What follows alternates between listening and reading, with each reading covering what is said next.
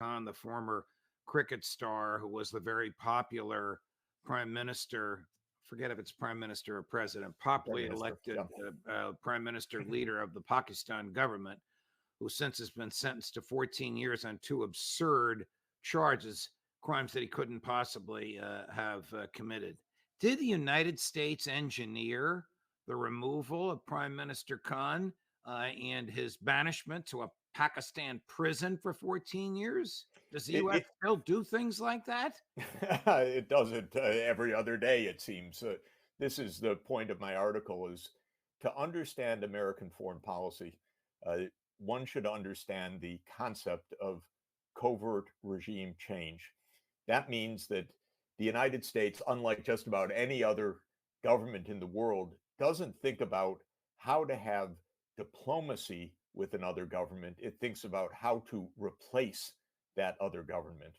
And this has been a string of complete disasters stretching back more than 70 years.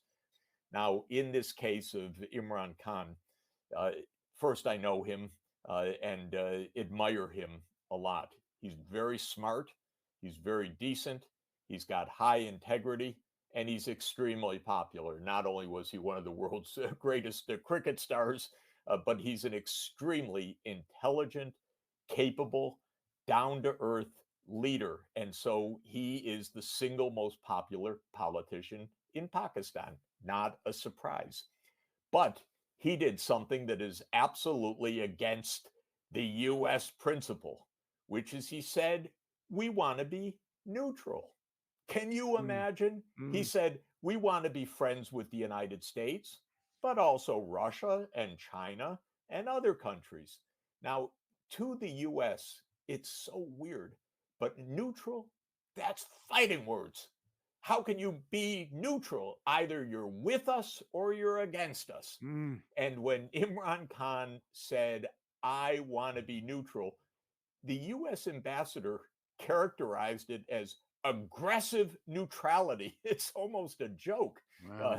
But this is the attitude, the arrogance of the United States. Now, this goes back a long time because just about every popular leader that somehow got into the middle of an American geopolitical gambit that declared neutrality suddenly became viewed as an enemy by the United States.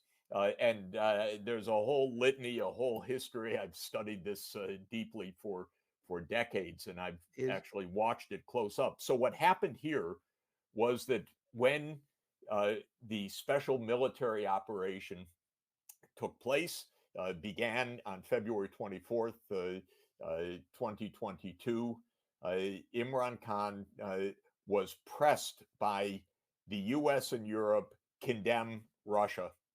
And he said in a rally on March 6th, 2022, popular rally, he said, they're pressing me to choose sides.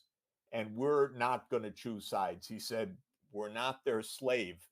They can't tell us what to do. We want to be friends with the United States, with China, with Russia. The next day, and we know it because of a leak. The next day, the U.S.